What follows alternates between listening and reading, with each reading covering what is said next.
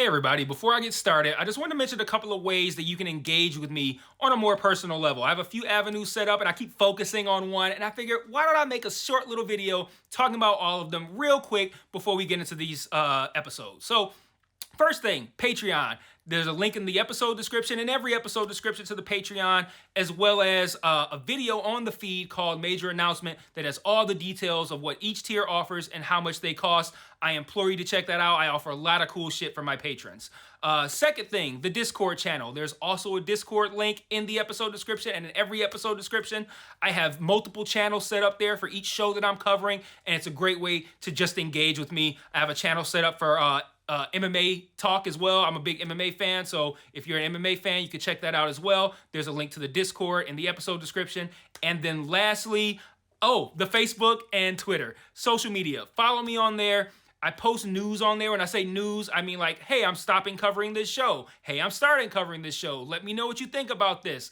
I do live watches of things on Facebook where like I'll check in and say I'm watching so-and-so show, and then I'll like live comment while I'm watching it, and that'll be cool if maybe you watch that show too and you want to watch along with me, or you're watching it later and you will see my thoughts, which are usually pretty entertaining because I'm usually pretty high when I'm writing them. So check out all those links in each episode description, and let's talk about this episode. Peace. One mic, one mic. Yeah. All I need is one mic. One mic. Yeah. All I need is one mic. One mic. One mic. Hey everybody, welcome back to One Mic, and today I'm here to talk about Season 1, Episode 4 of Peacock's Miss Davis, entitled Beautiful Things That Come With Madness. I've tried to make sense of the episode titles up to this point. This one's kind of lost me. Maybe while I'm going over it, something will pop into my head, but I can't make hide nor hair of this one at the moment, but we'll see. So off top, what I continue to love about this show and this episode is how the reveal of Jay being Jesus changes everything. Not just like not even to the degree that I thought at the end of episode 3. Like things start happening immediately into this episode. Things start happening, and I'm just like, I'm looking at it completely differently now that I know that Jay is Jesus. Like, so for example, really early in this episode, he says, "I love you." Immediately my brain's like, well, Jesus loved everybody. So what the fuck did that mean? Like, so it's like, that bit of information was so pivotal, and it changed so much, and it makes the show, like, I look at the show through an entirely different lens now, and and now I think it's like way deeper than what it seems, and what it seems like. And when you got like that goofy shit on the surface, it kind of makes you let your guard down for something that might be kind of deep. And now I feel like there's gonna be a lot to be said here about religion and belief and all of these sorts of things. So like, man, I loved that coming into this episode. And then my immediate next thought after saying, well, Jesus loves everybody, so what the fuck does that mean? Was what if he has several Simones?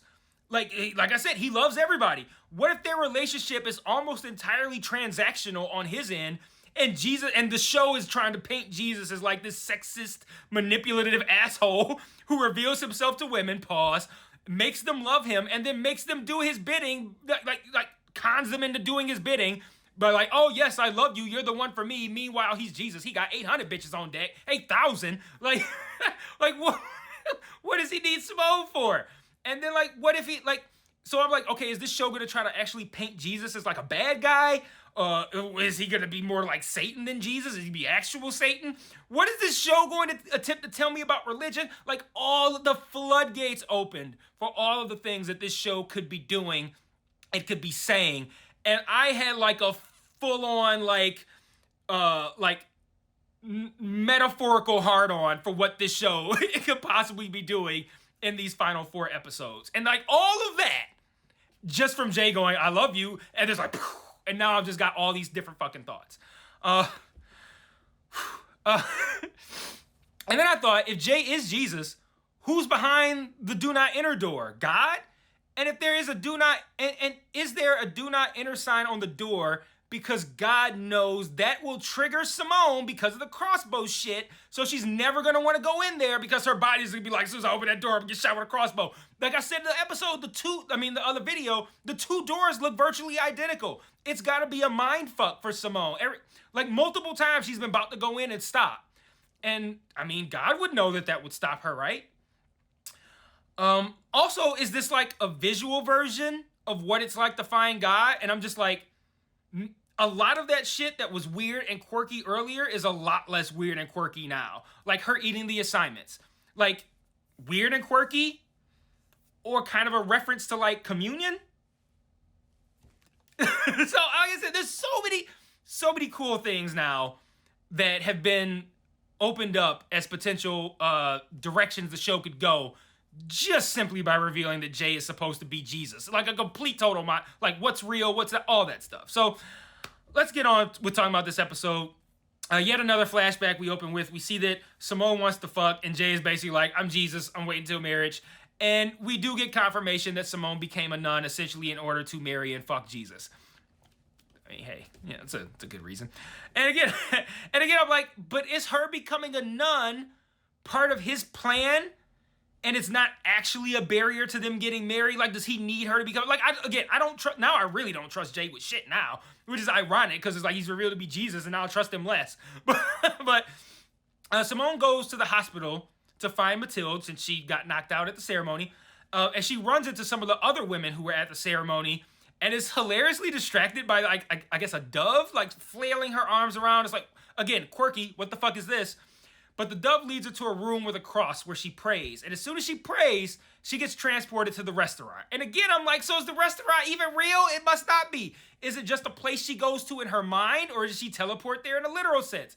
That would explain how, which I didn't note this at the time, but when she was in the piano field in episode 2, when the guy is like, yeah, I found my piano, awesome. She goes back, the next scene, she's with Jay, and then the next scene again, she's back in the field. And I didn't note that, but like when I saw this, I was like, wait, shit.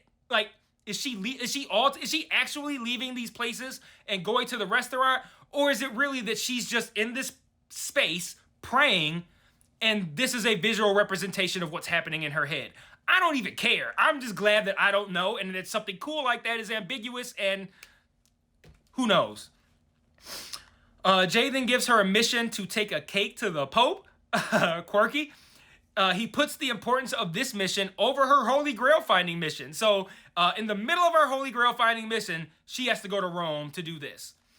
And interestingly enough, she asks what happens if she says no, and he says she'd be breaking her vows. And again, doesn't that feel kind of transactional? He's like, hey wife, I love you. Can you do me a favor? And if you don't, you're breaking your vows. Like that kind of like,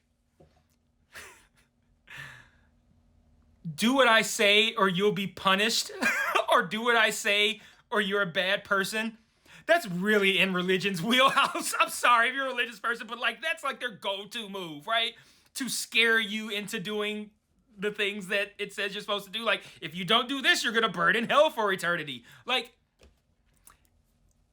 it tracks. It tracks. I'm just saying.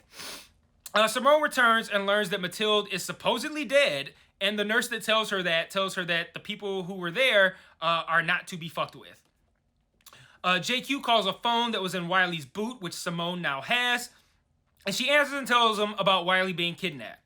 JQ says the algorithm doesn't do kidnappings, which alerts Simone to the fact that her situation with the Germans might not be on the up and up. And that they might be working for Wiley? Yeah. So Wiley's locked up in a dungeon that's beneath the Vatican with someone who's claiming to be the Pope and saying that he's been replaced by a doppelganger. Quirky. He continues to be asked about a tape, which we don't know anything about and they don't tell him about, and again, where he got his shoes. And Wiley is just thoroughly convinced that the algorithm is behind all this, and he's just mocking them and ridiculing them and not even kind of sort of playing along. Well, he does eventually kind of play along. We also find out here that Miss Davis is called Madonna in Italy. Wiley makes a very predictable joke about that. So Simone now is in Rome to do the cake deal, and she's arrived at the bakery that Jay told her to go to. She finds the cake, which is a king cake, and the baker tells her the story of the king cake and how what it represents, why it's used, and how there's a plastic baby hidden inside of it.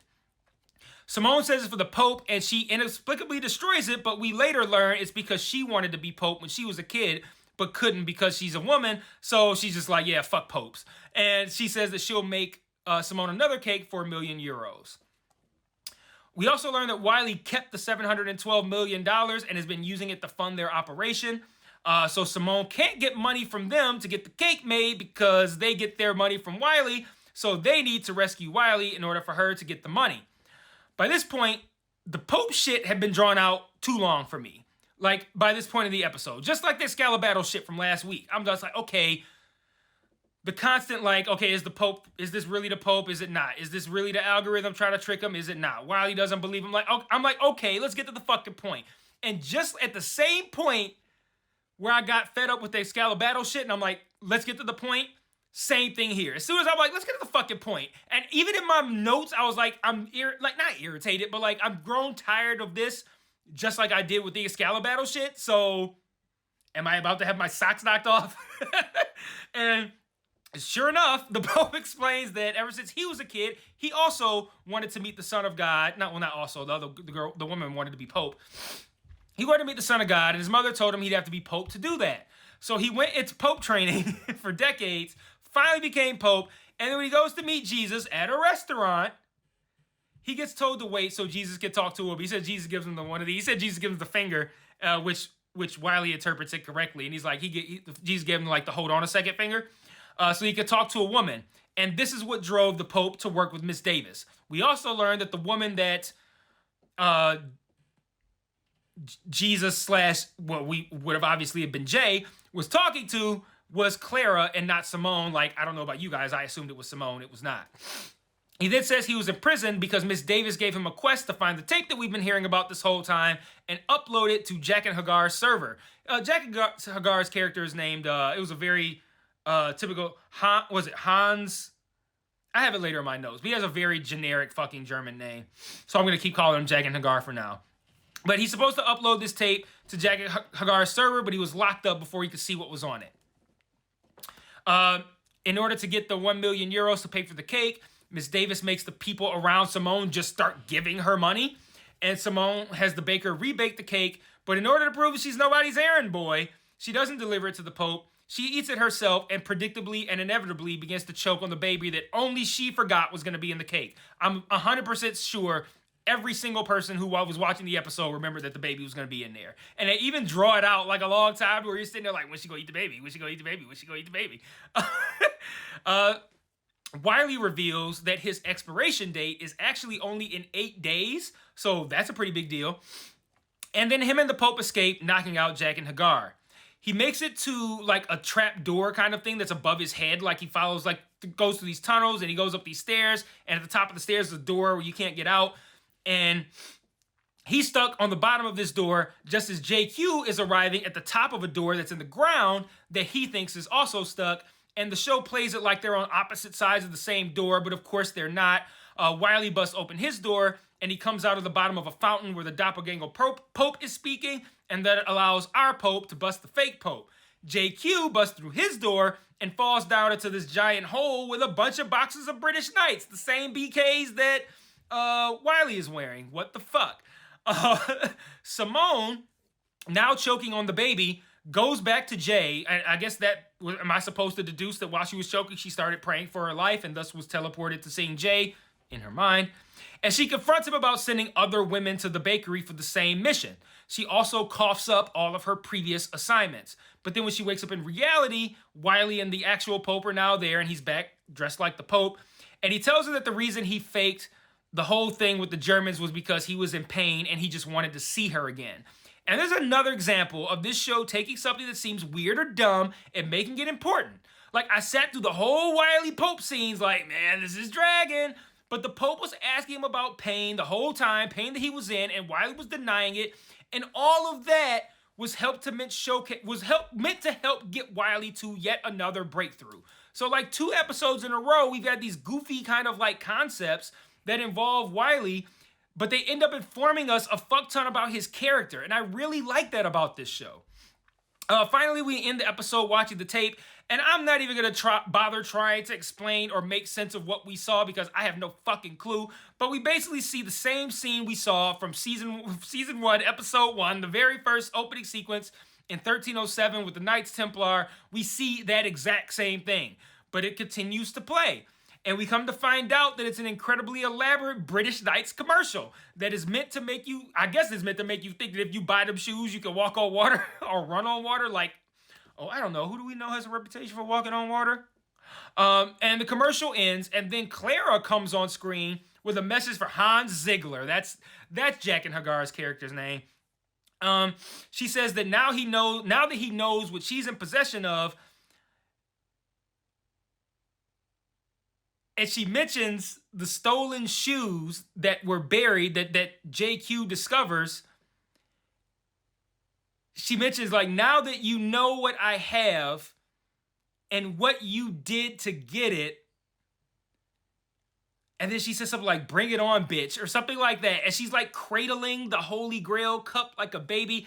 I have no idea what any of that was about. As you can see, I could barely even make sense of it talking about it. Like, she said, even at the end, even Simona's like, what the fuck? I think it cuts. But real quick, before I end this video, there's one other thing that I wanted to mention that has been coming up, is this rerouting error. There's certain questions that Simone has asked Ms. Davis that has caused this rerouting error where she's like 1042 or 1024, I can't remember the number, and she mentions Sandy Springs, whatever that is, and then snaps back. Got to figure out what that is. So that's all I got. I will see you guys for episode 5, and until then, peace.